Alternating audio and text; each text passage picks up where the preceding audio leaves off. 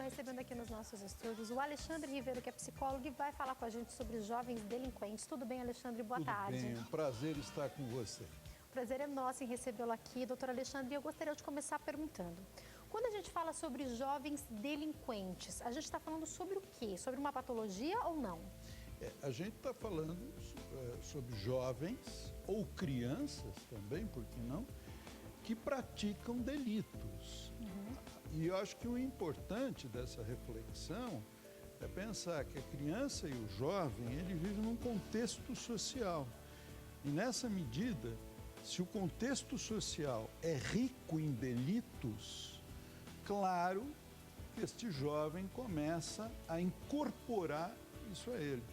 E isto, a partir desses delitos, podem surgir um conjunto muito grande de patologias, ou seja, a partir disto pode se desenvolver transtorno de conduta, estresse, depressão, problemas escolares, enfim, nós vamos ter um conjunto grande de transtornos. Doutor Alexandre, quando o senhor fala sobre a influência que a gente sabe que existe social, né? Eu queria que o senhor falasse para nós, a mídia também entra aí? Eu acho que sim. A mídia, ela cumpre o seu papel na medida em que ela registra o que está acontecendo na sociedade.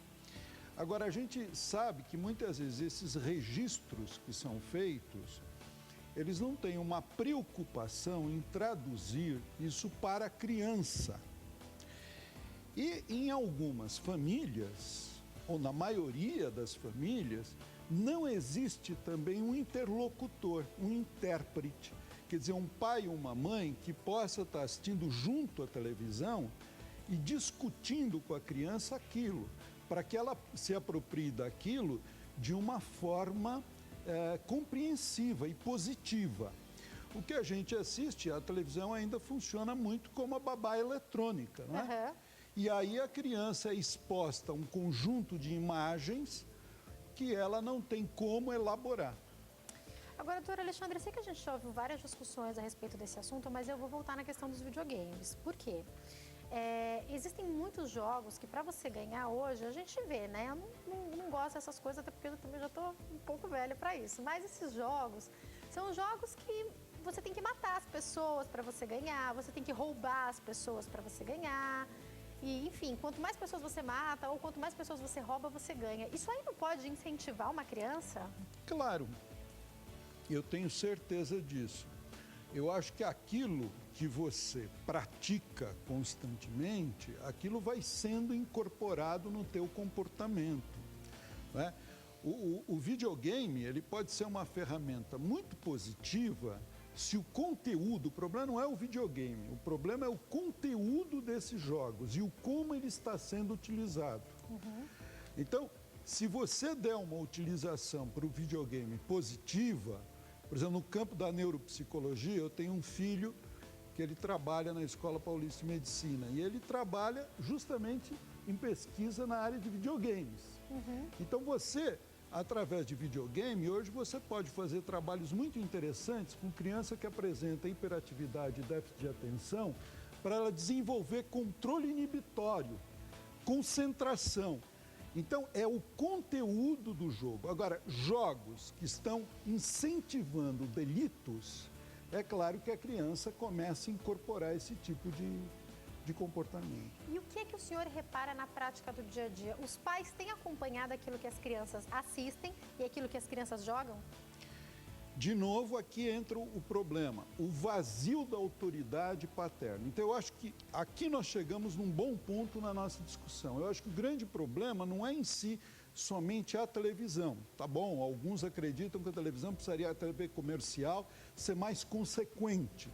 Ok, mas não é só a televisão, não é só o videogame, é como esta família, a família é uma peça importantíssima e a escola também. Como esta família treina essa criança para se relacionar com o mundo. E para isso você precisa de uma figura, você precisa de figuras de autoridade. E o que a gente assiste é que pai e mãe muitas vezes não estão preparados, o suficientemente treinados para lidar com as crianças, para colocar limites, para passar valores, para cultivar virtudes, não é? E aí nós vamos ter, então, o desencadeamento de problemas. Isso em todas as classes sociais, doutor Alexandre? Eu creio que sim, sem dúvida nenhuma. Claro que algumas classes sociais, elas permitem, já que a pessoa tenha mais acesso à informação, tenha mais acesso à escolaridade. Então, a gente esperaria, ou espera, uma maior reflexão sobre essas questões. Mas isso não é uma verdade absoluta, eu diria que é uma verdade muito relativa, porque você tem pais com alto nível intelectual, pais com acesso aos bens de consumo da nossa sociedade e que acabam não ocupando um papel importante na educação dos seus filhos. É preciso uma presença marcante. As crianças necessitam dessa presença, desse interlocutor, conversando sobre aquilo que ela está vivendo. Doutor Alexandre, o senhor falou agora sobre uma presença marcante, me fez pensar. Quando eu converso com algumas pessoas mais velhas e elas começam a relatar coisas da sua infância, em algum momento acontece, principalmente com os meninos, de falarem assim, não, aí eu fui no mercado e roubei uma maçã. E daí eu cheguei em casa todo feliz com a maçã e a minha mãe ficou muito brava, me deu uma surra e me fez devolver a maçã. Agora, hoje, se uma criança chega em casa com algo que não é dela, como os pais têm reagido? Dando um exemplo de uma coisa que possa acontecer até a princípio na inocência. A criança foi, viu uma coisa que ela queria, pegou em alguma banca, em algum lugar. Qual deve ser o procedimento dos pais? Então, Jean Piaget, que foi um dos autores que teve maior respeito pela criança, ele utiliza a palavra punição. Ou seja, a criança, quando ela tem um comportamento que invade a liberdade do outro, que prejudica, quando a criança não cumpre as regras previamente estabelecidas, ela deve ser punida, não punida fisicamente, de forma alguma, mas ela deve sofrer a punição. Agora, a punição, ela tem que ser uma punição que eduque. Por exemplo, se eu arranquei as flores, a planta no jardim, etc., tal, eu tenho que ir lá plantar de novo. Se eu desarrumo os brinquedos e não quero depois arrumar, o que a mamãe faz? Amanhã você vai brincar apenas com 2 brinquedos, aí você guarda, pega mais 2. No terceiro dia, agora você brinca com 4 de vez, guarda e depois pega. Então, isto é uma restrição à criança? Sim, está educando. O que não é positivo e gera revolta é você dizer assim para a criança, olha, já que você não guardou os brinquedos de ontem, eu ia te levar na casa da vovó, agora eu não vou te levar. Isso não guarda relação entre o que ela errou e a aprendizagem de não fazer mais aquilo. Isso vira meio vingança. Então, por exemplo, a gente não vai no shopping mais hoje à noite por causa disso que você fez. Isso. Eu acho que o que nós temos que procurar ao máximo que a punição seja pedagógica, que ela proponha uma nova forma que eu, como pai, como mãe, acredito que é a forma correta. Outra coisa importante, Jaque, é que os pais, muitas vezes, dizem o que eles não querem que os filhos façam, mas eles não dizem efetivamente o que eles esperam do seu filho. Eu preciso ter uma clareza muito grande daquilo que eu espero do meu filho. E toda vez que ele se aproxima daquilo que eu quero, eu devo dar o reforço, eu devo elogiar a criança, valorizar a criança. Muitas vezes, nós mesmos como pais, já exteriorizamos a criança, já criamos um estereótipo da criança. Então vamos imaginar aquele filho que nunca quer fazer nenhuma gentileza para o pai. Um belo dia o pai chega cansado, está na sala e ele vai pegar um copo de água e leva para o pai. O pai diz, hoje vai chover, mas o que está acontecendo? Você me trouxe a água? Quer dizer, nessa medida ele desestimula o filho, ele quer manter o estereótipo daquele filho que não o serve. Ora, qual seria o ideal dele fazer nesse instante? Meu querido, que bacana, você lembrou do papai, trouxe a água. Então, quando você elogia, o elogio é uma forma poderosa de você dar limites para o seu filho. Não é só criticando, dizendo o que ele não deve fazer. É toda vez que ele se aproxima do comportamento adequado, elogio, valorização. A tendência é que essa resposta aumente de frequência. Doutor Alexandre, o senhor está falando e me faz pensar no seguinte: todas as pessoas que a gente percebe, ou grande parte das pessoas que cometem crimes, quando a história dela vai ser investigada, ou até mesmo menores infratores, quando a história dela vai ser investigada, o problema está lá na estrutura familiar que ela não teve. Eu não vou falar em 100% dos casos, mas em boa parte deles. Então, aproveitando até essa última colocação que o senhor faz, a família é uma chave importante, então, doutor? Sem dúvida. Eu acho que a chave mais importante, não é? Quando você vai estudar, você disse muito bem, Jaque, quando você estuda a psicopatia, os psicopatas, o que você encontra sempre na infância, na grande maioria dos casos, é situações de abuso. Abuso sexual, abuso moral que eles sofreram, abuso emocional, porque o abuso emocional também é algo muito importante.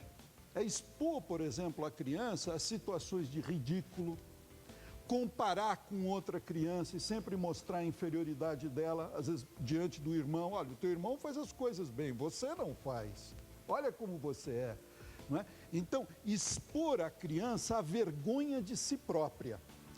Então, esse tipo de abuso, que muitas vezes ocorre na infância, alguns tomam aquilo, entram num processo de depressão, droga, alcoolismo, muitas vezes tem uma etiologia justamente na situação de abuso, e outros desenvolvem na infância um transtorno de conduta, já começam pequenos roubos, mentiras, pôr fogo em objetos, né? Tentar afogar gatinho, conheço muita história que começou assim. Eu, por exemplo, nós vivemos uma situação onde um menino, ele fazia uma série de agressões a animais domésticos, né?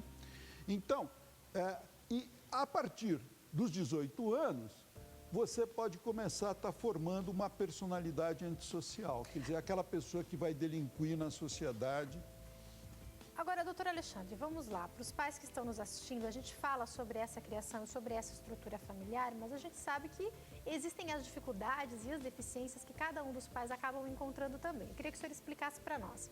Observei o meu filho cometendo um delito, ou observei o meu filho maltratando um animal, fazendo alguma coisa de uma conduta já não correta. O que eu faço?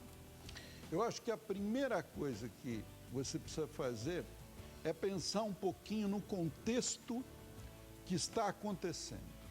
Quer dizer, o meu filho começou esse comportamento há quanto tempo? Ou esse comportamento ficou mais acentuado há quanto tempo? Ficou mais acentuado há 2 meses atrás. Muito bem. Nos últimos 2 meses, o que aconteceu? 3 meses, 4 meses? O que aconteceu na nossa família? Está ocorrendo um processo de separação? Aqui em casa, está tendo muita discussão na frente da criança? O papai tem problema de alcoolismo? O que está acontecendo? O que mudou na nossa vida familiar? Essa é a primeira questão que nós devemos nos fazer, né? E a partir disso, começar a pensar assim: será que o que eu peço para o meu filho, eu dou o exemplo? O exemplo é fundamental. Muitas vezes nós não queremos que o nosso filho vá na escola e bata em outras crianças. Mas na verdade eu educo o meu filho batendo no meu filho. Então eu estou mostrando para ele o seguinte, que através da agressão física a gente corrige as situações. Então, será que a minha mensagem está em contradição com o meu comportamento, com as minhas atitudes? Outra coisa, cuidado com as brigas do casal na frente da criança. Você muitas vezes briga, fala coisas que você sabe que não vai cumprir, nem o seu marido vai cumprir. Eu vou te abandonar, eu vou sumir no mundo, você nunca mais vai me encontrar. Você sabe que é um momento de nervoso seu, isso vai passar. Só que o seu filho, ele não tem amadurecimento no sistema nervoso, áreas, por exemplo, do cérebro, como do frontal, que são responsáveis por processo de abstração, etc. Áreas não estão desenvolvidas ainda. Então, o que acontece? Ele ouve aquilo e para ele aquilo é verdade. E você começa a instalar um processo de estresse infantil. E a partir daí, pode se desencadear um processo de depressão. Então, cuidado com essas discussões familiares. Doutor Alexandre, eu tenho 1 minuto para encerrar, mas eu gostaria que o senhor falasse para nós. Quando é importante procurar ajuda? E para a gente finalizar, a pergunta que eu faço é: a atitude da família, a atitude dos pais, dos cuidadores, pode impedir que um jovem se torne delinquente, que uma criança se torne um adulto delinquente? Tenho certeza.